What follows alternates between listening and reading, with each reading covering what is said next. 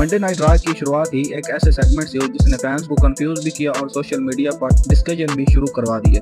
Ring में आए Paul Heyman और हमेशा की तरह ब्रॉक लेसनर की तारीफ करते हुए उन्होंने ओबाफेमी को टारगेट करना शुरू कर दिया। हेमन ने कहा कि ओबाफेमी ने किंग ऑफ द रिंग जीतने के बाद समरस्लैम में ग्रंटेड वर्ल्ड टाइटल मैच छोड़कर ब्रॉक लेसनर को चैलेंज करके अपनी जिंदगी की सबसे बड़ी गलती की है।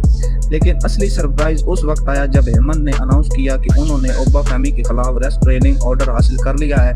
और सिर्फ इतना ही नहीं, उन्होंने यह भी कहा कि ब्रॉक लेसनर के लिए भी रेस्ट्रेनिंग ऑर्डर दिया गया है क्योंकि उनके मुताबिक द बीस्ट एक लॉ अबेडिंग सिटीजन है। यहीं से फैंस ने इस प्रोमो पर सवाल उठाना शुरू कर दिए। स्टोरी लाइन के अंदर भी ये एंगल काफी अजीब लगा। कुछ हफ्ते पहले ब्रॉक लेसनर ने खुद ओबाफेमी पर अटैक किया था, तो फिर अचानक सिर्फ ओबा के खिलाफ रेस्ट्रेनिंग ऑर्डर क्यों? हेमन ने ओबा को स्टाकर फेस को और अपनी जिंदगी का सबसे बड़ा बेवकूफ भी कह दिया। लेकिन सच कहें, ये प्रोमो पॉल हेमन के स्टैंडर्ड के मुताबिक बिल्कुल स्ट्रॉन्ग नहीं था। और फिर जिस चीज का सबको इंतजार था, ओबाफेमी का एंट्रेंस। ओबा सीधा रिंग की तरफ आया और उसने बिना किसी डर के उन पुलिस ऑफिसर्स को गिराना शुरू कर दी जो हेमन के साथ आए थे। बाद में पता चला कि ना असली पुलिस थी और ना ही रेस्ट्रेनिंग ऑर्डर कोई हकीकी चीज थी। सब कुछ सिर्फ ब्रॉक लेसनर और पॉल हेमन का एक प्लान था। लेकिन उसके बाद ओबा ने माइक उठाया और पूरे सेगमेंट का रुख भी बदल दिया। ओबा ने सीधा ब्रॉक लेसनर को चैलेंज करते हुए कहा, पहले तुम इस कंपनी को चलाते थे और आज सिर्फ तुम भागने की कोशिश करते हो। अरीना में फैंस चीयर करने लगे। फिर ओबा ने अपना समरस्लैम डिसीजन भी एक्सप्लेन किया। उसका कहना था कि अगर वो वर्ल्ड चैंपियनशिप मैच चूज भी करता तो ब्रॉक लेसनर वैसे भी उसका टाइटल मैच खराब कर देता। इसलिए उसने फैसला किया कि पहले बीस्ट का हिसाब चुकता करेगा। और आखिर में उसने एक जबरदस्त लाइन बोली, हेल इन अ सेल के अंदर ब्रॉक लेसनर के पास भागने की कोई जगह नहीं होगी। इसी प्रोमो ने पूरे सेगमेंट को बचा लिया। चाहे बुकिंग पर फैंस जितनी ही तनकीद कर रहे हो, एक बात क्लियर है, ओबाफेमी माइक पर भी उतना ही डेंजरस होता जा रहा है जितना वो रिंग में। लेकिन रॉ की कहानी यही खत्म नहीं हुई। माइकल कॉल ने रोमन रेंस और सेथ रॉलिंस की राइवरी को WWE हिस्ट्री की सबसे बड़ी राइवरी साबित करने की कोशिश की है। रॉ का अगला बड़ा सेगमेंट था रोमन रेंस और सेथ रॉलिंस का। समरस्लैम से पहले WWE ने इस राइवरी को इतना हाइप किया कि माइकल कॉल ने इससे 14 साल पुरानी एपिक राइवरी तक कह दिया।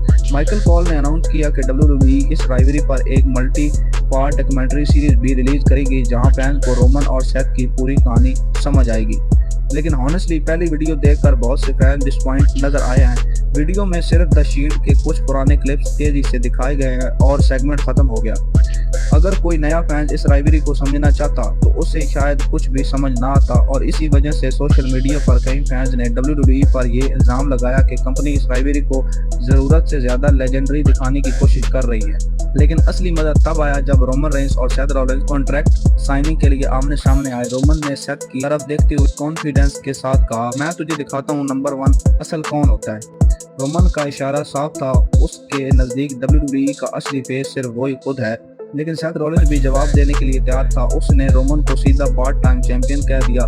सेथ ने कहा कि रोमन सिर्फ वर्ल्ड हैवीवेट चैंपियनशिप को संभाल कर बैठा है, जबकि उस चैंपियनशिप का असल चैंपियन वो खुद था जिससे पिछले साल टाइटल छीन लिया गया। दोनों सुपरस्टार ने एक दूसरे पर जबरदस्त वर्बल अटैक किए, लेकिन रोमन ने उस वक्त सबसे गहरा वार किया जब उसने सेथ रॉलिंस की इंजरीज का मजाक उड़ाया। रोमन ने कहा, अगर तुम समरस्लैम में टाइटल जीत भी गए तो कुछ महीने बाद फिर इंजरी की वजह से वो तुम्हें खोना पड़ेगा। ये लाइन सुनते ही सेथ रॉलिंस का सब्र टूट गया। उसने फौरन रोमन पर हमला कर दिया। रिंग के अंदर दोनों के दरमियान जबरदस्त बराल शुरू हो गई। लेकिन आखिर में सेथ रॉलिंस ने मोमेंटम अपने नाम कर लिया। उसने रोमन के अटैक को रिवर्स करते हुए पहले पेडिग्री लगाई और फिर अपना आइकॉनिक स्टॉम्प कनेक्ट कर दिया। समरस्लैम में ब्रॉक लेसनर हेल इन अ सेल के अंदर ओबाफेमी को रोक पाएगा या फिर ओबाफेमी बीस्ट को हमेशा के लिए खत्म कर देगा। और दूसरी तरफ क्या सेथ रॉलिंस रोमन रेंस से वर्ल्ड हैवी चैंपियनशिप जीतेगा? कमेंट सेक्शन में अपनी प्रेडिक्शन जरूर दें।